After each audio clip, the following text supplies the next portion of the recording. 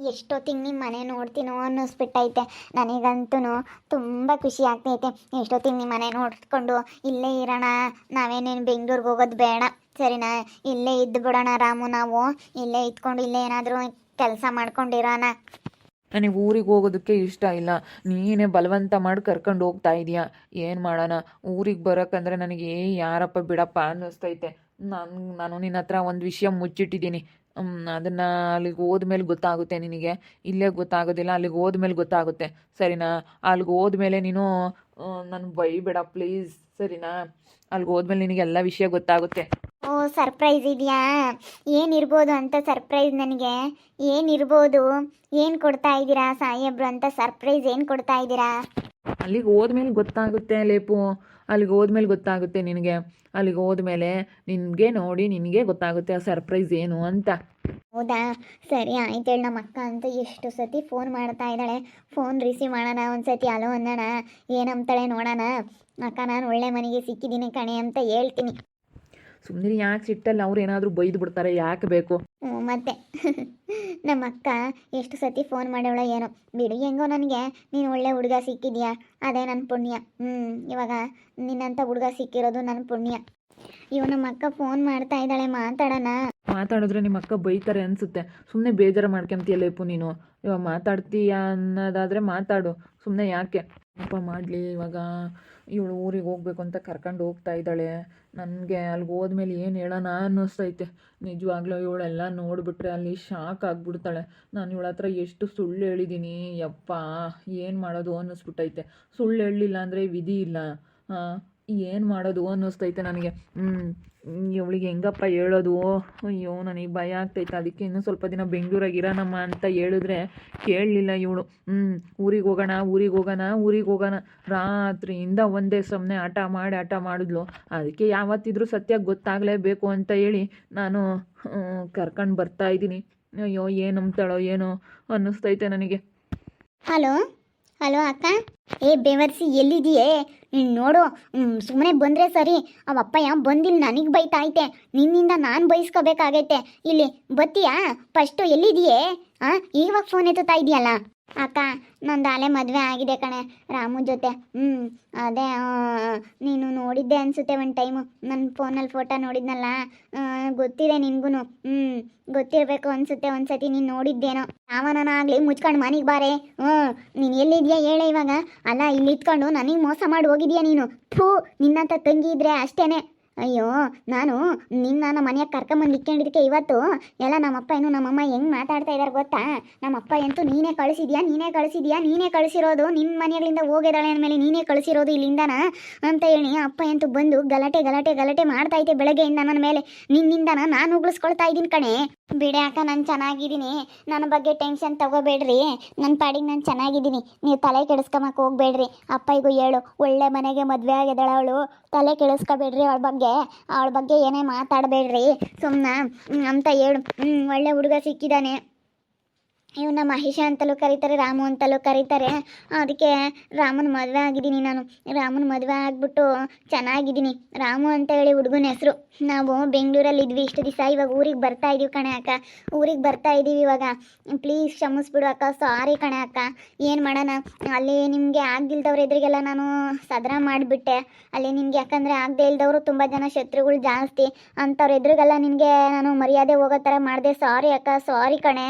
ನೀನು ಚೆನ್ನಾಗಿರೋಳು, ನನ್ನ ಯಾಕೆ ನಿಷ್ಠುರ ಮಾಡೋದೆ ನೀನು? ನೀನು ನನಗೆ ಎಷ್ಟು ತಲೆ ಮೇಲೆ ಒರೆಸಿದ್ಯಾ. ಬರ್ತೀನಿ ತಡಿಯ, ನೀನು ಮರ್ಯಾದೆ ತೆಗಿತೀನಿ ತಡಿಯ. ನೀನು ನನ್ನ ಕೈಯಿಗೆ ಸಿಗೋ. ಇವತ್ತು ನಾನು ಹೇಳಿ ಬಿಡಿಸ್ಕೊಂಡಿದ್ದಕ್ಕೆ ನನಗಿಂತ ಮರ್ಯಾದಿನ ಕೊಟ್ಟೋಗೋದು. ಎಷ್ಟೊತ್ತಿ ಫೋನ್ ಮಾಡಿ ಫೋನ್ ಎತ್ತಿಲಿ ಈಗ ಎತ್ತುತ್ತಾ ಇದ್ದಾಳೆ, ಈಗ ಫೋನ್ ಎತ್ತುತ್ತಾ ಇದ್ದಾಳೆ. ತಡಿಯೆ, ಅದೆಲ್ಲಿದೆಯಾ ಹುಡಿಕೊಂಡೆ ಬರ್ತೀನಿ ತಡಿಯೆ.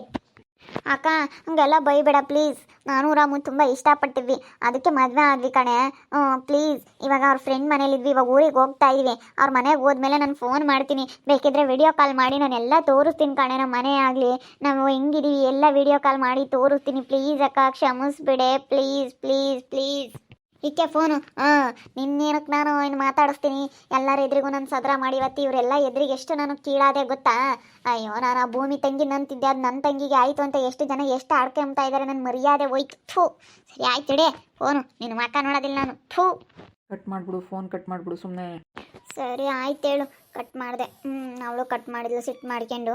ನೋಡಿ ನಾನು ಹೇಳ್ದಂಗೆ ಕೇಳಲಿಲ್ಲ ಅಂತ ಕಟ್ ಮಾಡಿಬಿಟ್ಳು ನಮ್ಮ ಅಕ್ಕಯ್ಯ. ಎಷ್ಟೊತ್ತಿಗೆ ಮನೆಗೆ ಹೋಗ್ತೀವೋ ಹೆಂಗೋ ಬಿಡು. ನಾವು ಹೆಂಗೋ ಚೆನ್ನಾಗಿದ್ರೆ ಸಾಕು ಅಲ್ವಾ? ನಾವು ಚೆನ್ನಾಗಿದ್ರೆ ಎಲ್ಲರೂ ಚೆನ್ನಾಗಿರ್ತಾರೆ. ಅಕ್ಕ ತಂಗಿಯವರಾಗಲಿ ಅಪ್ಪ ಅಮ್ಮ ಎಲ್ಲ ಚೆನ್ನಾಗಿರ್ತಾರೆ ಸ್ವಲ್ಪ ದಿನ ಅಷ್ಟೇ.